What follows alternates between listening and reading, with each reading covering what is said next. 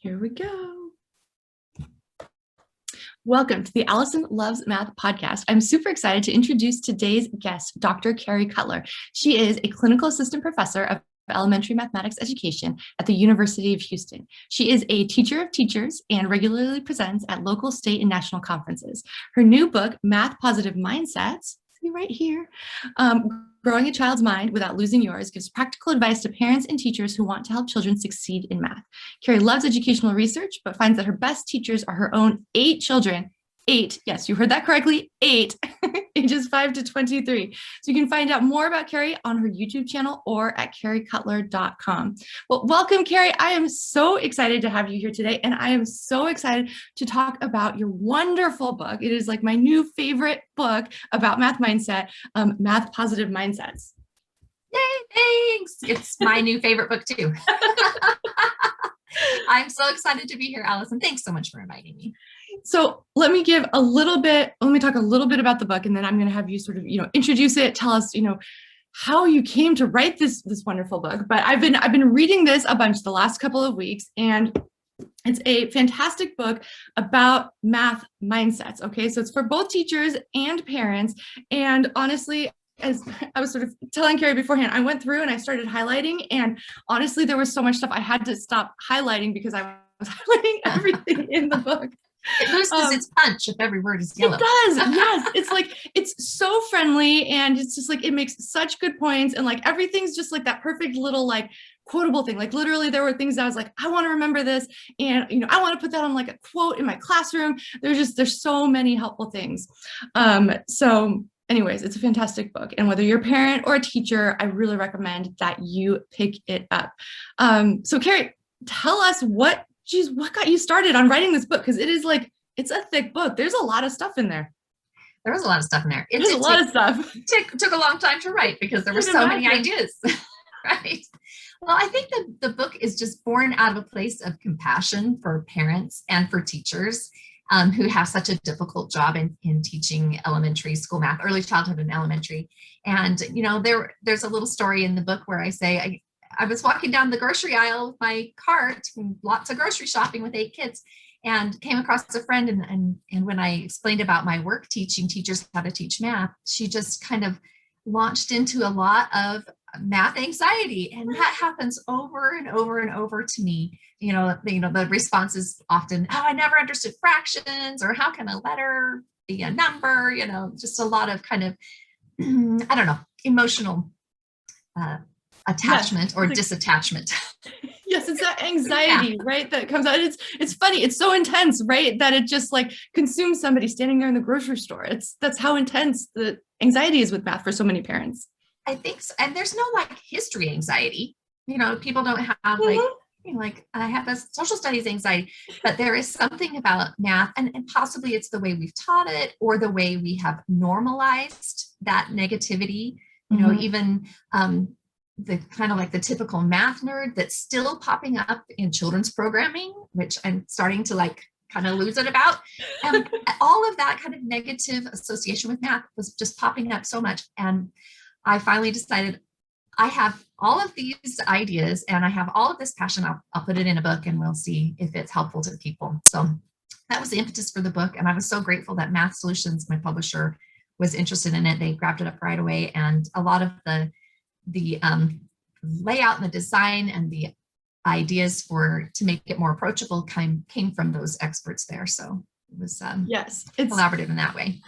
I can show. Well, if you're watching the podcast, me showing the book on the video or if you're listening to the podcast, it doesn't help. But if you're watching the video on YouTube, right, I'm sort of showing some of the inside pages here, and it is super friendly. You have different sections. You've got this fun little teaching tips boxes. You've got these fun little Q&A and these positive boxes, right? Positive, but also pause. It's all very, very cute and friendly. So I think even for the parents who have the worst math anxiety. There's a little Zen guy that on the teaching tips, and he's a cartoon character that, yeah. So I wrote it in a Q&A format. I don't expect someone to start on page 1 and go all the way to page 250, or I don't even remember how many pages there are, because that's not the way I like to read, helpful books either. So I wrote it in a Q&A format so that if parents or teachers are like, oh, I need an idea for how to explain this, principle, or to help kids experience this idea in math, I'm going to look in the table of contents. I'm going to find a question that's kind of like that. Like, why is my child's teacher having my child write out their thinking in math? It seems like such a pain, and then you just turn to that page and get a little bit of insight into why the teacher is doing that and some ideas for helping your child write in math. And then maybe a teacher looks in there and says, oh, I think I learned that when I was in college about this best practice in math. And I remember learning it, and I've been so overwhelmed with everything. Now I think I'm ready to apply that. So it's like compassion for both the parent and the teacher. Yes. And I love the Q&A format. I think that it was a very thoughtful way to write the book, because you're keeping parents and teachers' time in mind, right? Of course, there's crazy people like me who just love to sit down and read a book like this from cover to cover because it's fun, but there's so many who just don't, or even me on a different day, right? I want to find a solution to like one specific thing. It's really nice having everything in the Q&A format, because you can, jump exactly to the problem that you look for, which actually, now that I think about it, no wonder, Carrie, we get along so well. So my book is actually geared towards students, right? Crush Math Now, but it's very similar, like in the format. So I didn't have the whole thing in Q&A, but I did break it down in that same way of, it's sort of like one chapter is just sort of like on, if you procrastinate or lack motivation, another chapter is on math anxiety, another chapter is on like foundations, so it's just like, I wrote it in that same way of like, I know that a student who hates math or struggles with math doesn't want to read an entire book on math, but they can jump exactly to that chapter that is like the thing that they're struggling with. So absolutely. I love the way that you organize it. Yeah. And when people know how to find information, that's a literate person. So that's great. Yeah. All right. So what are some tips that you have for parents and teachers? Well, I have really kind of 5 things that I feel like are really paramount, especially right now. And do you mind if I just kind of go through those? Yes, that's perfect. Yeah. Okay, big 5. Awesome. All right. So, and the book starts out this way too, just recognizing and reinforcing over and over that everyone is a math person. So I don't know about you, Allison, but when I was growing up, maybe it felt like I did, that math was reserved for just a few kids in the class, like the brainy kids or the boys or the ones who were good at it, and the ones whose parents were doctors or the ones that wanted to be astronauts when they grew up, or the kids who just found it came easily. Like it was just for those kids. Or maybe, I don't know if this happened to you. I don't remember it exactly happening to me, but maybe there was a parent or a trusted adult or teacher or somebody who like patted you on the back and said, oh, don't worry about it. You're having a hard time in math, but it's because you're so creative, and you're just not a math person because you're so creative. Like, I know. It's so hard because parents and teachers who say that, they're well-meaning, right? They have such good intentions. But what is the consequence of this? What happens then? Absolutely. Yeah, exactly. So then the child gets that, especially about this message, the child gets the message that, oh my gosh, here's this person that I trust, that I like want to emulate. And they say, I've never been good at math, so don't worry if you're not. So I guess they're just giving me permission to not be good at math. So I guess I don't really need to try. And that makes me so sad, because it does come from a place of love from the teacher. Like, I want to pat you and tell you you're still a good person, even though things are hard. But really, we need to be saying, guess what? Things are hard and you can work hard. Yes. That's much better. That's a much better message. And we have research that shows, there's no such thing as a math gene. Right. And I don't know that a lot of people know that, because we were really taught that growing up, that, you had to be born good at math to go to high levels with it. But that's just not true. That's a false and disempowering message. And we just need to stop that. So number 1, I would say, recognize and reinforce everyone is a math person. Right. Yes, definitely. So as a parent, right, keep that in mind, right? When you're talking to your kid, if you're thinking, oh my gosh, I've totally told my kid, it's okay if you're not good at math, I'm not good at math. Don't beat yourself up over it, but just stop saying it. Right. Right. It doesn't advance the conversation. It doesn't improve the situation. Yeah. And then I think, go ahead. Sorry. If anything, I think it sets us back. So. Right. And then also for teachers, right? I think that's a really good tip for talking to your parents, right? If there's like one piece of advice that you can give parents when they like come in for conferences, or maybe if you even want to give them advice like at the very beginning of the school year, right? I think that's a really good one, a really important one. Yeah, can I tell you a little story about that? Oh, yes, totally. So, I have 8 kids, so it's a lot of meet the teacher night. A lot Just of a meet the couple. teacher Just night. a couple. Like 30 of them a year. So it's exciting though. I love to go and meet my kids' teachers, but when I went to meet my child's 3rd grade math teacher, that was fantastic. And then we went across the hall to meet the language arts and social studies teacher. And she knelt down to my son and she said, "Hi, McGregor, what's your favorite thing to do at school?" And he said, "I love math." And she said, "Oh, I was never very good at math. That's why I'm a language arts teacher." And I was just like, oh my gosh. And I couldn't stop myself, Allison. I tried not to, but I never want to make a teacher feel uncomfortable because of my job. So I don't really talk about it too much with my kids' teachers, but I did have to say, don't say that. Don't say that, because it doesn't help kids to feel powerful about mathematics when someone they love, you who are so lovable, tells them that. So Yes. Yes. Oh, that is, man, that is such a good point, right? Because I think we think a lot about what math teachers say to their students. And we think a lot about what parents are saying to their kids. But honestly, I never thought about what all of the other teachers who are not teaching math are also saying to students, because students go to them to talk about math, right? You're going to go to your favorite teacher, the one that you connect with and stuff like that. Things come up in other classes. And yeah, that's very interesting. I think it's really important. That's my number 2. Be a math positive role model in your language and your actions. Because kids get many of their cues about behaviors and values from the adults that care for them, and that's primarily their teachers and their parents. So even just simply describing to kids how you use math to solve problems in your day can open their eyes to the relevance and usefulness of math. And teachers can explain how they use math in their teaching. Even if they're the language arts teacher, how am I using math? Well, I have to plan my time. I have to do my grades. I have to figure a lot of things out using mathematics, or their hobbies or their home life. So from planning a lesson, figuring grades, math is useful, and it's necessary to be a successful teacher and to be a successful person. And I think that's something that we all can reinforce in our language, our actions. Yes. Oh, that's such a good point. I love that. I like that too. That was something I think we can all work on. And the third one, I think you'll like this one, Allison. It's embrace productive struggle. Yes, yes. Tell us about that one. I love that.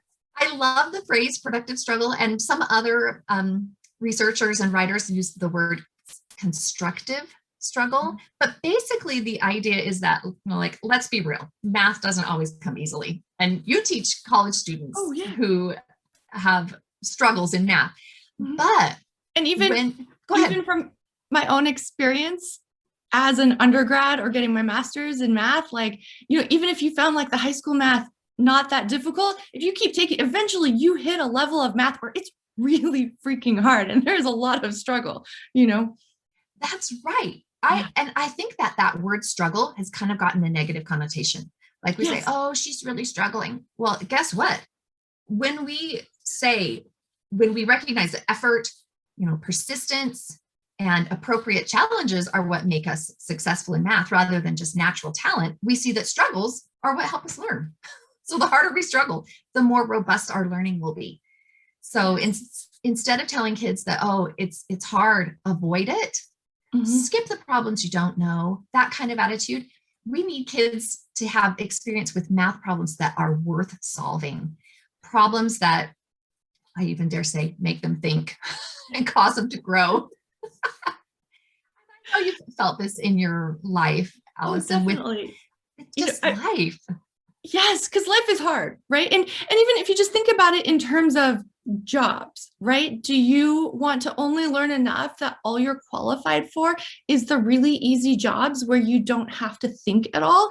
Or do you want to be qualified for the more difficult, often higher paying jobs, often more interesting jobs where you're actually solving difficult problems? Right. Exactly. And so if you want to do that, if you want to grow up to do that, if you want to grow up to solve the world's problems, or at least have, your small impact in solving the world's problems. Like you have to get used to solving things that are difficult and struggling through it and trying and failing and picking yourself up, right? So yes, I am 100% with you on that. I couldn't agree more. It's totally a life skill that Yes. applies in all areas of your life, not just in math. But we can't get that rich, productive struggle if we just give kids rote procedures, drill and practice, worksheets. How much of their life is just spent filling things out, just filling in a worksheet. That doesn't allow that space for productive struggle. So that's something I tried to emphasize a lot in the book. And when I'm working with my undergraduates in learning how to teach math, that it needs to be a rich experience. It's got to be something to think about. Yes. So I know this is such a simple example, but my son is in kindergarten right now, and we're distance learning, so he's doing this from home. So it's been fun to see what he gets to do. But his teacher gives him all of these scavenger hunts, right? To go and find different things that are shaped like a cylinder through your house, and then take a picture of them and stuff. And even at that level, it's so much better than just do a worksheet on cylinders or something like that. And just that little extra, making it related to real life, seeing them in real life, just makes it so much more interesting for him. So I think no matter what level of math you're at, just getting out of, like you said, just the formulaic, fill something in, makes such a huge difference. Yeah, procedures. Yeah, I know that there's probably a worksheet with like, just circle all the cylinders. Like, a tree died for that. Come on. There's so many toilet paper rolls that can be collected, learned about. Come on. Yes. Awesome. Okay, so my fourth one, Allison, you will love this one as a math teacher. Encourage effort and celebrate mistakes. Yes. So let's talk for just a minute about that brain research that's new. Yeah. When confronted with a mistake in math, synapses in the brain of a fixed mindset person, those who think you have to be born good at math, fire less frequently than those in the brain of a growth mindset individual, those who think that hard work leads to success in math. So literally, if we want to get better at math, we have to have a growth mindset that allows us to engage with the mistakes. So while the brain of the growth mindset is engaging and trying to learn and understand from it, the fixed mindset brain is like static. Yes. And I can see that, right? Because if you have a growth mindset, then you make the mistake, and your sort of internal dialogue in your head, right, is it's okay, it's a mistake, it's hard, I can try again. Where was my mistake? Can I fix it?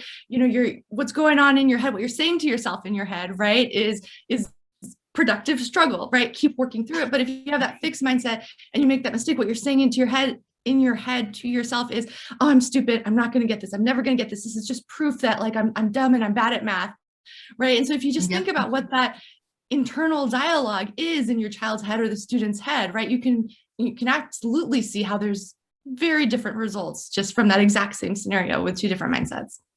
Absolutely. But I think we don't necessarily do that self-talk, and we maybe don't teach it to kids either. I have a few like favorite self-talk things, like, yes, I put them on a little bulletin board in my classroom. When the problems got harder, you worked harder. Nice. I like that. That's about effort. I bet that makes you feel proud that your hard work paid off, instead of, I'm so proud of you. It's coming more from, I bet you feel proud. You worked hard and you didn't give up on these tough problems. Those are the kinds of things we need to say. I can work hard. I can stick with something. I don't understand it yet, but that doesn't mean that I won't ever. Right.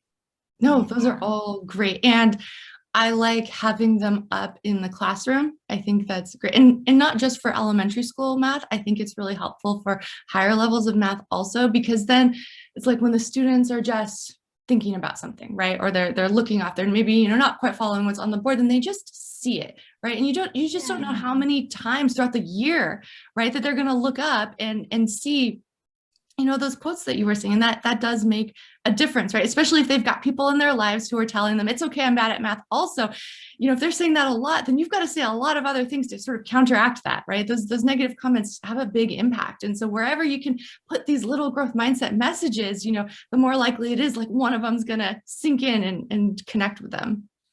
Yeah, I think so. When I'm teaching my undergraduates about this, they all make a little poster with a growth mindset phrase, and then we make a video of it and we post it and stuff. But one of my students that graduated a few years ago just sent me a message on Twitter with a picture of her door at school where she had made the door into a bulletin board with growth mindset phrases. And she was like, I'm so sorry I haven't shared this with you before, but I had my dad write a growth mindset song and play it on the guitar, and he recorded it, and we sing it every morning.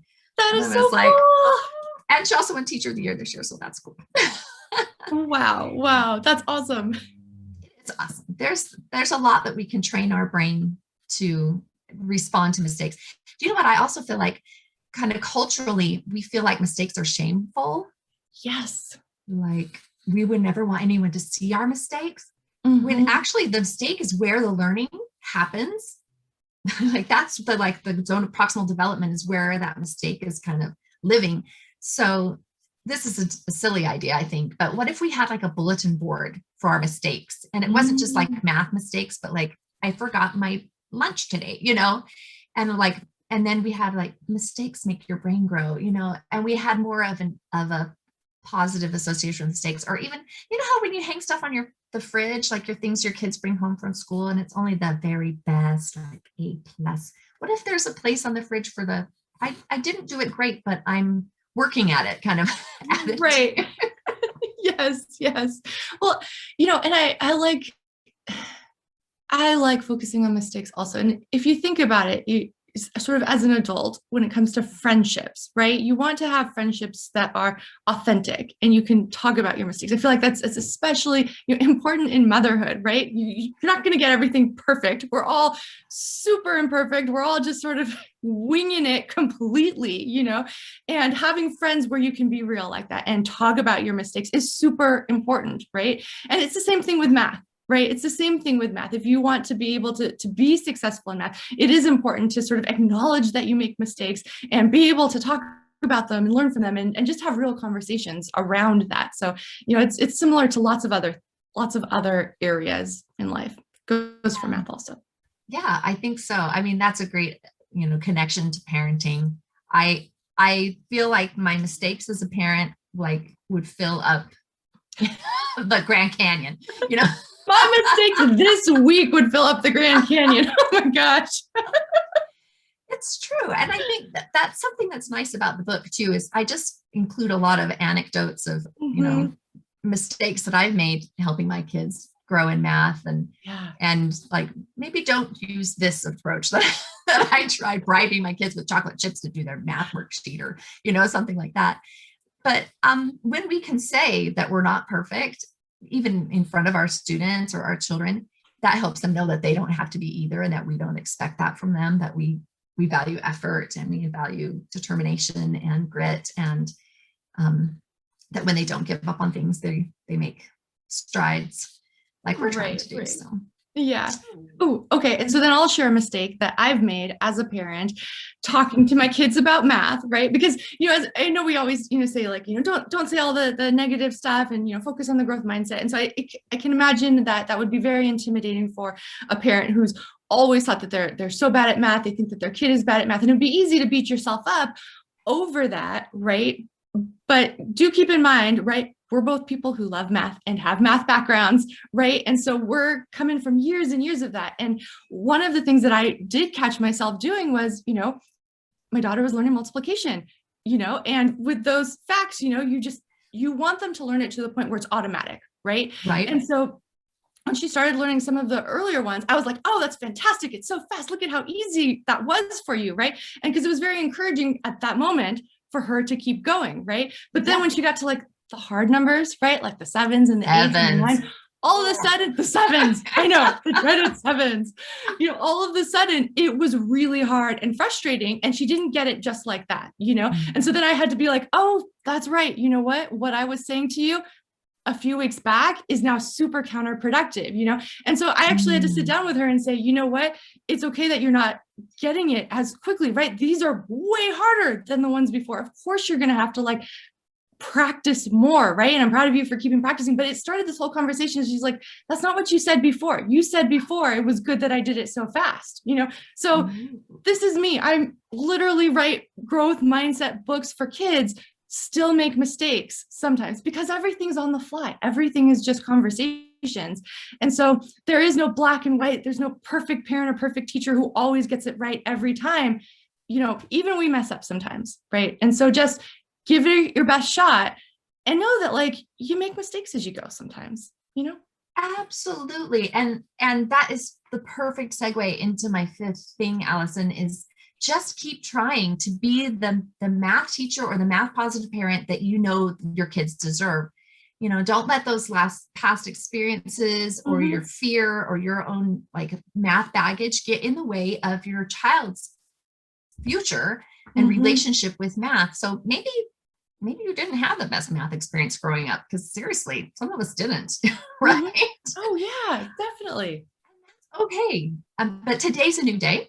So you can learn as much as you can about how math is taught nowadays, and be willing to learn alongside your child. And just because it looks a little different, the mathematics is the same, but how we're teaching it is different, and I think better. So, and surround yourself with math positive people, especially if you're on a faculty where there's a lot of kind of, I don't know, sometimes there gets to be a little bit of negativity about one content area over another. And sometimes there gets to be more PD in one area than another, but surround yourself with those math positive colleagues and choose math. Like if you go to a conference, teachers, and you think, well, I don't like math. I don't know if I want to go to a math session.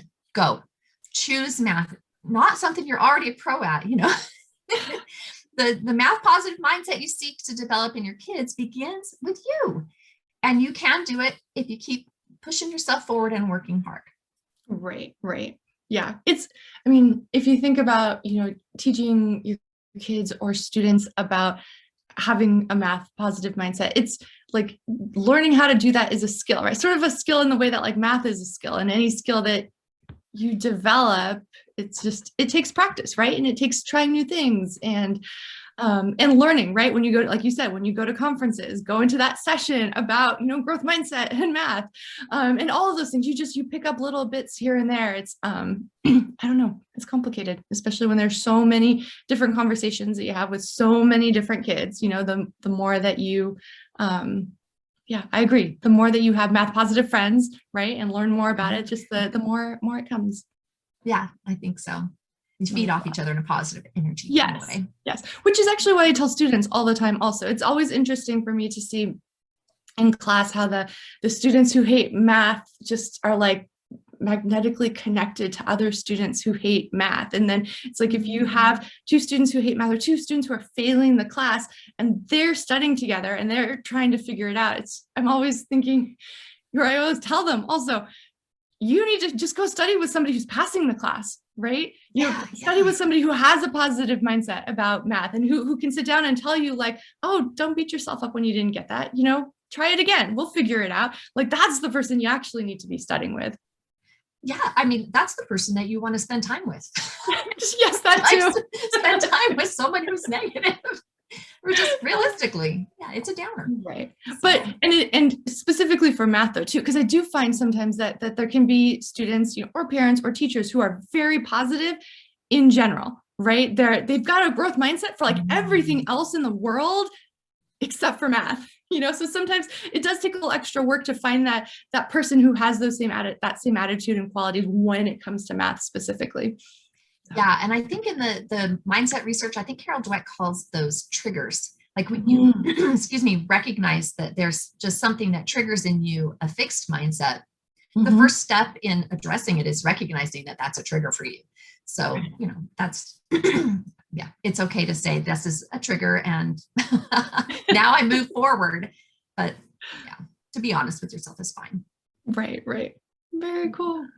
I'm trying to think. Anything else that we want to share about this wonderful book? I'm trying to think.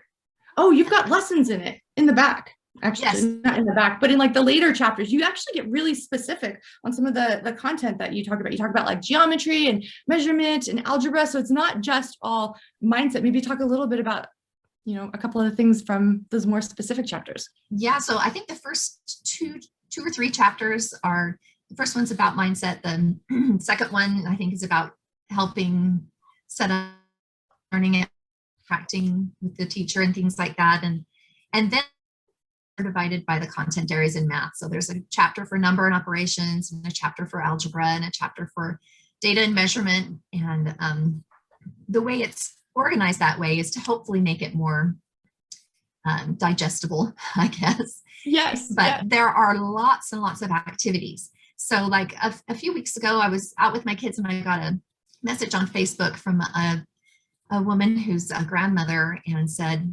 I don't know how to help my granddaughter with this specific, concept in, I think it was, what did she say? Gosh, I can't even remember now. Just, I don't know how to explain it to her. And I said, oh, well, that's great because there's a question for that in the book, and I told her where to find it in the book. And she's like, oh yeah, that is kind of my same question. So she went to that question and read about it, kind of the theoretical background, a little scenario kind of idea. And then she found an activity that she could then do with her granddaughter to reinforce that mathematics. And a lot of the activities are really simple. They're short. They don't take a long time. They're not written like a lesson plan. It's more like, something simple like open the kitchen cupboard and have your child sort all of the canned goods by their size or by their contents or something, to help kids with classifying or something like that. And then the tips for teachers are more focused on best practices in teaching, ideas about how to manage whole group instruction or manage small group instruction, or how to incorporate 3-act tasks or number talks or mathematical discussions or choral counting, those kinds of pedagogies that are popular and effective. So. Yes. And I love, you have a lot of, like you said, it's in Q&A format. So you have a lot of questions that I get from parents a lot that are like, why is my teacher doing this? Why are they doing it this way? You answer like all of those really common questions for when the parents are at home being like, I don't know what is going on in the classroom, We always called it borrowing. Why are you calling it regrouping? Yes, exactly. And so just to give an example of some of the questions. So chapter 4 is on numbers and operations, right? And so like one of the questions is, what is number sense? That's a question I've got from parents, right? How do base 10 blocks and a place value chart help my child understand numbers? Totally, again, another question, right? Back in my day, we called it caring and borrowing. Is that what regrouping means, right? These are like really common questions. So, especially when you have like those, if you feel like all those questions, those random questions that you're not sure about, like you feel like you can't ask your teacher 100 questions, right? You don't want to impose on them that much, but you just have them all building up. This book literally has all of the most common questions that I hear from parents. So it's really helpful and it answers a lot of the really specific stuff in a really friendly, helpful way. So it doesn't like give you another paragraph that just confuses you more. It's actually extremely helpful. Well, hopefully it's concise and there's lots of tables and bullets and, highlighted things. I think that makes it readable too. So reader friendly. Definitely. All right, let's see. Did I miss anything? Anything left to share? We covered so much good stuff on mindset.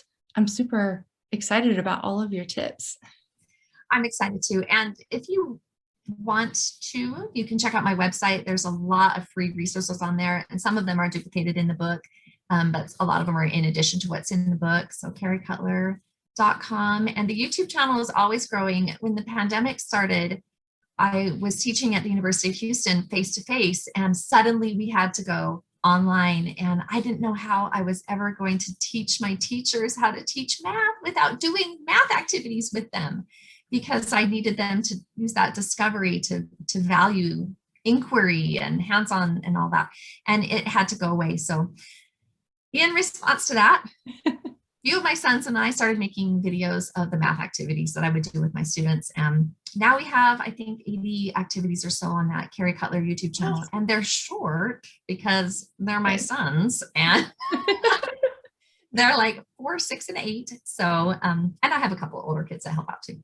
But they're really easy. So if you find an activity in the book and you're like, I understand the description, I think you can also look on the YouTube channel and you might see it there too in action with a quick description of it. So that's helpful too for parents and teachers. Wonderful.